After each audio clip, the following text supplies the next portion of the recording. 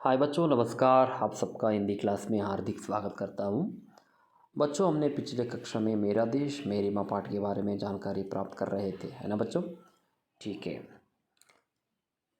पिछले क्लास में यहाँ तक हुआ था, कहाँ तक? युद्ध भीषण रूप से फैलता जा रहा था। युद्ध ಬಹಳ ಭಯಂಕರವಾಗಿ ಹರಡ್ತಾ ಹೋಗ್ತಾ ಇತ್ತು. इच्चोगिल नहर का मोर्चा भारतीय सेना के लिए चुनौती की दीवार बना खड़ा था. इच्चोगिल नहर का मोर्ಚಾ ಅಂದರೆ ಶತ್ರು ದೇಶದ ಸೈನಿಕರು ನಮಗೆ ಅಡ್ಡಗೋಡೆಯ ತರಹ, ಅಂದರೆ ಒಂದು ಗೋಡೆಯ ತರಹ ಸವಾಲಾಗಿ ನಿಂತುಬಿಟ್ಟಿದ್ರು. ಭಾರತೀಯ ಸೇನಾ ಕೆ ಲಿಯೆ ಚುನೌತಿ ಕಿ ದೀವಾರ್ ಬನಾ ಖಡಾ ತಾ. ಭಾರತೀಯ ಸೇನೆಗೆ ಒಂದು ಸವಾಲಿನ ಗೋಡೆಯಾಗಿ, ಒಂದು ಗೋಡೆ ತರಹ ನಿಂತಿದ್ರು. ಪ್ರಶ್ನೆ ಉಠಾ, ಇಸ್ ಅಭೇದ್ಯ ದೀವಾರ್ ಕೋ ತೋಡ್ನೆ ಕಿ ಜಿಮ್ಮೆದಾರಿ ಕೌನ್ ನಿಭಾಯೇಗಾ.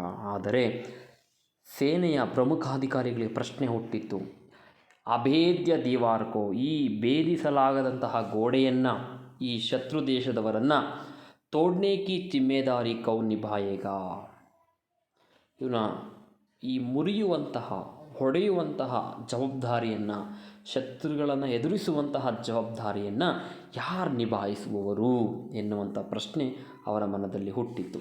ಇಲ್ಲಿ ತನಕ ನಿನ್ನೆ ಕ್ಲಾಸ್ನಲ್ಲಿ ನಾವು ತಿಳ್ಕೊಂಡಿದ್ವಿ, ಹೌದಲ್ವಾ? आगे देखिए बच्चों, यहाँ से आगे आज की कक्षा में जानकारी प्राप्त करेंगे. ಕಾರ್ಯ ಆಸಾನ್ ನಹೀ ಥಾ.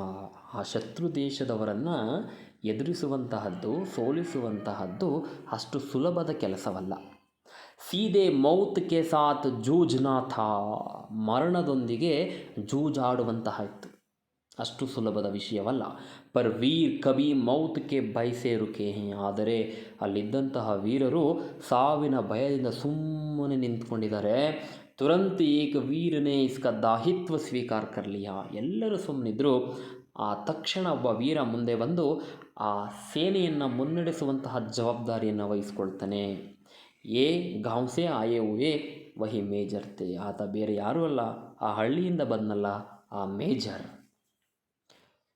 मौत की परवाह किए बिना मेजर ने मोर्चा संभाल लिया. ಸಾವಿಗೆ ಅಂಜದೇನೆ ಆ ಸೇನೆಯನ್ನು ಮುನ್ನಡೆಸ್ತಾ ಇದ್ದಾನೆ. ವೇ ಧೀರೆ ಧೀರೆ ಆಗೆ ಬಡ್ನೆ ಲಗೆ. ಮುಂದೆ ಮುಂದೆ ಅವರು ಸಾಗ್ತಾ ಇದ್ದಾರೆ. ಇಡೀ ಸೇನೆ ಈಗ ಮುಂದೆ ಮುಂದೆ ಸಾಗ್ತಾ ಇದೆ. ದಿಲ್ ದಹಲಾನೆ ವಾಲಿ ಗೋಲಿಯೋಂ ಕಾ ಶೋರ್ ಕಾನೂನ್ ಕಿ ಫರ್ದೋಂ ಕಾ ಫಾಡ್ನೆ ಕಿ ಕೋಶಿಶ್ ಕರ್ ರಹಾ ಥಾ. ಶತ್ರು ದೇಶದವರು ಹಾರಿಸ್ತಾ ಇರುವಂತಹ ಗುಂಡಿನ ಶಬ್ದಗಳು ಹೇಗಿದೆ ಅಂದರೆ, ತಮಟೆಯ ಆ ಕಿವಿಯ ತಮಟೆಯೇ ಕಿತ್ತು ಹೋಗುವ ಹಾಗಿದೆ. ಎದೆ ಜಲ್ಲೆನ್ನುವಂತಹ ಶಬ್ದ. ಈ ರೀತಿಯಾಗಿ ಗುಂಡಿನ ಕಾಳಗ ನಡೀತಾ ಇತ್ತು ನಮ್ಮ ದೇಶದ ಸೈನಿಕರು ಮತ್ತು ಶತ್ರು ದೇಶದ ಸೈನಿಕರಿಬ್ಬರಲ್ಲೂ ಕೂಡ. समझ में है बच्चों? आगे देखिए. मेजर पर देशभक्ति का जोश पूरी तरह छाया हुआ था. ಆದರೆ ಮೇಜರ್ಗೆ ದೇಶಭಕ್ತಿಯ ಜೋಶ್ ಮತ್ಲಬ್ ಉತ್ಸಾಹ ಪೂರ್ಣ ಪ್ರಮಾಣದಲ್ಲಿ ಆವರಿಸ್ಕೊಂಡಿತ್ತು. ಏನಾದರೂ ಮಾಡಿ ಶತ್ರು ದೇಶದಿಂದ ನಮ್ಮ ದೇಶವನ್ನು ರಕ್ಷಿಸಬೇಕೆನ್ನುವಂತಹ ಜೋಶ್ ಪೂರಿ ತರಹ ಛಾಯಾ ಹುವಾ ಥಾ. ಪೂರ್ಣ ಪ್ರಮಾಣದಲ್ಲಿ ಉತ್ಸಾಹ ಅವರಲ್ಲಿ ಆವರಿಸ್ಕೊಂಡಿತ್ತು. ಮೌಕೆ ಕಾ ಇಂತಜಾರ್ ಕಿಯಾ ಜಾಯ್. ಸಮಯಕ್ಕಾಗಿ ಕಾಯ್ತಾ ಇದ್ದರು. ಇತನ ಸಮಯ ಬಿ ನಹೀ ಥಾ. ಆದರೆ ಅಷ್ಟು ಸಮಯ ಅವ್ರ ಹತ್ರ ಇಲ್ಲ. ಇಸ್ಲಿಯೇ ವೇ ಧಡಾಧಡ್ ಗೋಲಿಬಾರಿ ಕರ್ತೆ ಹುಯೇ ದುಶ್ಮನ್ ಕೆ ಟ್ಯಾಂಕೋಂ ಕೋ ಧ್ವಸ್ತ್ ಕರ್ತೆ ಆಗೆ ಬಡ್ ರಹೇ ಥೇ. ಸಮಯಕ್ಕಾಗಿ ಕಾಗ್ತಾ ಇದ್ರು, ಆದರೆ ಜಾಸ್ತಿ ಸಮಯ ಆ ಸೈನಿಕರ ಹತ್ರ ಇಲ್ಲ. ಏನು ಮಾಡಿದ್ರು ಆ ಉದ್ದೇಶಕ್ಕಾಗಿ ಅಂದರೆ, ತಕ್ಷಣ ಧಡಾಧಡ್ ಅಂತ ಗೋಲಿಬಾರ್ ಮಾಡ್ತಾ ಶತ್ರು ದೇಶದವರಿಗೆ, ಶತ್ರುಗಳ ಟ್ಯಾಂಕರ್ಗಳನ್ನ ಧ್ವಂಸ ಮಾಡ್ತಾ ಮುಂದೆ ಮುಂದೆ ಸಾಗ್ತಾ ಇದ್ರು, ಮುನ್ನುಗ್ತಾ ಇದ್ರು. तभी दुश्मन की कई गोलियां एक साथ सनसनाती हुई आई और मेजर के हाथ वहाँ पेट में घुस गईं. ಆಗ ಶತ್ರು ದೇಶದವರು ಗುಂಡುಗಳನ್ನ ಹಾರಿಸ್ತಾ ಇದ್ರು. ಆ ಗುಂಡುಗಳು ಏಕ್ ಸಾಥ್ ಸನ್ಸನಾತಿ, ಒಂದರ ಮೇಲೊಂದು ಬಂದು ಮೇಜರ್ಗೆ ಹಾತ್ ವಾ ಪೇಟ್ ಮೇ ಘುಸ್ ಗಯೀಂ. ಕೈ ಅಥವಾ ಹೊಟ್ಟೆಯಲ್ಲಿ ಆ ಗುಂಡುಗಳು ಬಂದು ಸೇರಿದವು, ಹೊಕ್ಕಿದವು. ಮಗರ್ ಭಾರತೀಯ ಪರಂಪರಾ सीने पर गोली खाने की है, पीठ पर नहीं. माँ के ये शब्द प्रेरणा दे रहे थे. ಆದರೆ ಅವರಿಗೆ ಅಮ್ಮನ ಮಾತು ಪ್ರೇರಣೆಯನ್ನು ಕೊಡ್ತಾ ಇತ್ತು.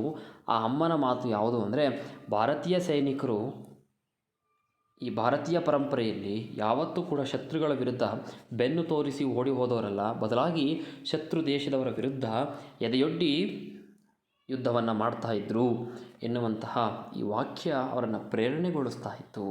ಹಾಗಾಗಿ ವೇ ಚೋಟ್ಕಿ ಪರವಾಹಕಿಯೇ, ಅವರು ಗಾಯ ಆಗಿದೆ, ಗುಂಡು ಹೊಕ್ಕಿ ಗಾಯ ಆಗಿದೆ, ಆದರೂ ಕೂಡ ಅದನ್ನು ಲೆಕ್ಕಿಸದೆ ಅವರು ಆಗೇ ಬಡ್ತೇ ರಹೆ ಅವ್ರ ಗೋಲಿಯಾँ ಹಾಕರ್ ಉನ್ಕೆ ಸೀನೆ ಮೇ ಗುಸ್ತಿ ಗಯಿ. ಗಾಯ ಆದರೂ ಪರವಾಗಿಲ್ಲ, ನೋವಿದ್ರೂ ಪರವಾಗಿಲ್ಲ, ಅವೆಲ್ಲವನ್ನು ಹೊರತುಪಡಿಸಿ ಅವರು ಸೇನೆಯನ್ನು ಕರೆದುಕೊಂಡು ಮುನ್ನುಗ್ತಾ ಇದ್ದಂತಹ ಸಂದರ್ಭದಲ್ಲಿ ಗುಂಡುಗಳು ಬಂದು ಎದೆಗೆ ಹೊಕ್ಕಿದವು. ನೋಡಲಿಕ್ಕೆ ಹೇಗಿತ್ತು ಅಂದರೆ, ಅದು ಸ್ಥಿತಿ ಕೋ ಸಮಜ್ತೆ ಹುए ಉನ್ಕೋ ಪೀಛೆ ಹಟ್ನೆ ಕಾ ಆದೇಶ ಜಾರಿ ಕಿಯಾ ಗಯಾ. ಆ ಮೇಜರ್ ಅವರ ಸ್ಥಿತಿಯನ್ನು ನೋಡಲಾಗದೆ ಅರ್ಥ ಮಾಡಿಕೊಂಡು ಮೇಲಧಿಕಾರಿಗಳು ಏನು ಮಾಡಿದ್ರು ಅಂದರೆ, ಆತನಿಗೆ ಒಂದು ಆದೇಶವನ್ನು ಮಾಡ್ತಾನೆ, ಭಾರತೀಯ ಸೈನಿಕರಿಗೆ ವಾಪಸ್ ಬಂದುಬಿಡಿ ಅಂತ. ಪರ್ ಮೇಜರ್ ಕೆ ಕದಮ್ ರುಕೆ ನಹಿ, ಅವ್ರು ವಾಪಸ್ ಬಂದುಬಿಡಿ ಅಂತ ಆದೇಶ ಮಾಡಿದರೂ ಕೂಡ ಆ ಮೇಜರ್ ಹಿಟ್ಟ ಹೆಜ್ಜೆಯನ್ನು ಹಿಂತೆಗೆಯಲಿಲ್ಲ. ದುಶ್ಮನ್ ಕೆ ಸಾರೆ ಟ್ಯಾಂಕೋं का ध्वस्त कर ವಿಜಯಶ್ರೀ ಕೋ ಗಲೆ ಲಗಾಕರ್ ಈ ಉನ್ಹೋನೆ ದಮ್ ಲಿಯಾ. ಶತ್ರುಗಳ ಟ್ಯಾಂಕರ್ಗಳನ್ನೆಲ್ಲ ಧ್ವಂಸ ಮಾಡಿ ವಿಜಯದ ಮಾಲೆಯನ್ನು ತನ್ನ ಕೊರಳಿಗೆ ಹಾಕಿಕೊಂಡು ಕೆಳಗಡೆ ಬೀಳ್ತಾರೆ. ತುರಂತ್ ಹಿ ಅಮೃತ್ಸರ್ ಕೆ ಸೈನಿಕ್ ಅಸ್ಪತಾಲ್ ಮೇ ಉನ್ಹೇ ಲಾಯಾ ಗಯಾ. ಕೆಳಗೆ ಬಿದ್ದ ತಕ್ಷಣವೇ ಆತನನ್ನು ಅಮೃತಸರದಲ್ಲಿರುವಂತಹ ಸೈನಿಕ ಹಾಸ್ಪಿಟಲ್ಗೆ ಸೇರಿಸಲಾಗುತ್ತೆ. ಪರ್ ತಬ್ ತಕ್ ಪೂರಾ ಸೀನಾ ಗೋಲಿಯೋನ್ ಸೆ ಚಲ್ನಿ ಹೋ ಚುಕಾ ತಾ. ಅಲ್ಲಿ ತನಕ ಅವರ ಹೆದೆ ಆ ಗುಂಡುಗಳಿಂದ ಒಂದು ತರಹ ವಂದ್ರಿ ತರಹ ಆಗಿತ್ತು. ವಂದ್ರಿ ಮತ್ಲಬ್ ಜರಡಿಯಲ್ಲಿ ಹೇಗೆ ತೂತುಗಳಿರ್ತವೋ, ಹೀಗೆ ರಂಧ್ರಗಳಿರ್ತವೋ, ಆ ರೀತಿ ಅವರ ಎದೆಯಲ್ಲಿ ಗುಂಡುಗಳು ಹೊಕ್ಕಿದವು. ರೂಂಧೆ ಗಲೆ ಸೆ ಅಧಿಕಾರಿಯೋನೆ ಪೂಚಾ ಆಪ್ಕಿ ಕೊಯ್ ಅಂತಿಮ್ ಇಚ್ಛಾ ಹೇ. ಗದ್ಗದವಾದ ಕಂಠದಿಂದ ಒಬ್ಬ ಅಧಿಕಾರಿ ಆ ಮೇಜರ್ನನ್ನು ಕೇಳ್ತಾನೆ, ಏನಪ್ಪ ಅಂದರೆ, ಆಪ್ಕಿ ಕೊಯ್ ಅಂತಿಮ್ ಇಚ್ಛಾ ಹೇ, ನಿಮಗೇನಾದರೂ ಕೊನೆ ಆಸೆ ಇದೆಯಾ ಅಂತ. ಗೋಲಿಯಾँ सीने में खसक रही थी पर मेजर ने चेहरे पर मुस्कान लाते हुए कहा. ಗುಂಡುಗಳು ಎದೆಯೊಳಗೆ ಹೊಕ್ಕಿದ್ದಾವೆ, ಎದೆಯೊಳಗೆ ನೋವಿದೆ, ಆದರೂ ಕೂಡ ಆ ಮೇಜರ್ನ ಮುಖದಲ್ಲಿ ಒಂದು ನಗು ಇದೆ. ಆ ನಗುತ್ತಾ ಏನು ಹೇಳ್ತೇನೆ ಅಂದರೆ, ಹಾಂ ಆಸೆ ಇದೆ, ಮೇರಿ ಮಾತ್ ತಕ್ ಸಂದೇಶ ಪಹುಂಚಾ ದೇನಾ. ನನ್ನ ಅಮ್ಮನ ತನಕ ಈ ಸಂದೇಶವನ್ನು ನೀವು ತಲುಪಿಸ್ಬೇಕು. ಏನಪ್ಪ ಸಂದೇಶ ಅಂದರೆ, ತುಮಾರೆ ಬೇಟೆನೇ ಗೋಲಿಯಾँ ಸೀನೆ ಪರ್ ಹಿ ಕಾಯಿ ಹೇ ಪೀಠ್ ಪರ್ ನಹಿ. ನಿಮ್ಮ ಮಗ ಎದೆಯೊಡ್ಡಿ ಶತ್ರುಗಳ ವಿರುದ್ಧ ಹೋರಾಡಿದರೆ ವಿನಃ ಬೆನ್ನನ್ನು ಒಡ್ಡಿ ಅಂದರೆ ಬೆನ್ನು ತೋರಿಸಿ ಓಡೋಗಲಿಲ್ಲ ಎನ್ನುವಂಥ ಸಂದೇಶವನ್ನು ನಮ್ಮ ಅಮ್ಮನಿಗೆ ತಲುಪಿಸಿ ಅಂತ ಆ ಮೇಜರ್ ಏನು ಮಾಡ್ತಾನೆ, ಹಾಸ್ಪಿಟಲಲ್ಲಿ ಆ ಅಧಿಕಾರಿಗೆ ಹೇಳ್ತಾನೆ. ಟೀಕೆ ಜಾನ್ತೆ ಬಚ್ಚೋ ಏ ಬಹದ್ದೂರ್ ಕೌಂತೆ. ಗೊತ್ತಾಯ್ತಾ ಮಕ್ಕಳೇ, ಈ ಬಹದ್ದೂರ್ ಯಾರು, ಈ ಧೈರ್ಯವಂತ ಯಾರು ಅಂತ. ये ಭಾರತೀಯ ಸೇನಾಕ್ಕೆ ಅಫ್ಸರ್ ಮೇಜರ್ ಆಶಾರಾಮ್ ತ್ಯಾಗಿ थे. ಅವರು ಇನ್ಯಾರೂ ಅಲ್ಲ, ಭಾರತೀಯ ಸೇನೆಯ ಆಫೀಸರ್ ಆದಂತಹ ಮೇಜರ್ ಆದಂತಹ ಆಶಾರಾಮ್ ತ್ಯಾಗಿಯವರು.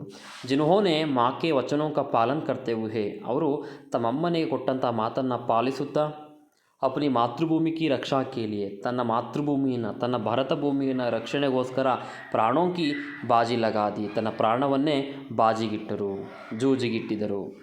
समझ में बच्चों. दीपक बुझ गया पर उसकी अमर ज्योति युगों तक देशभक्तों को राह दिखाती रहेगी. ದೀಪ ಹಾರಿ ಹೋಯಿತು, ಆದರೆ ಅವರು ಮಾಡಿದಂತಹ ಕೆಲಸ ಶಾಶ್ವತವಾಗಿದೆ. ಎಷ್ಟೋ ಜನ ದೇಶಭಕ್ತರಿಗೆ ಅವರು ದಾರಿದೀಪವಾಗಿದ್ದಾರೆ. समझ में बच्चों. आशाराम त्यागी है ना बच्चों.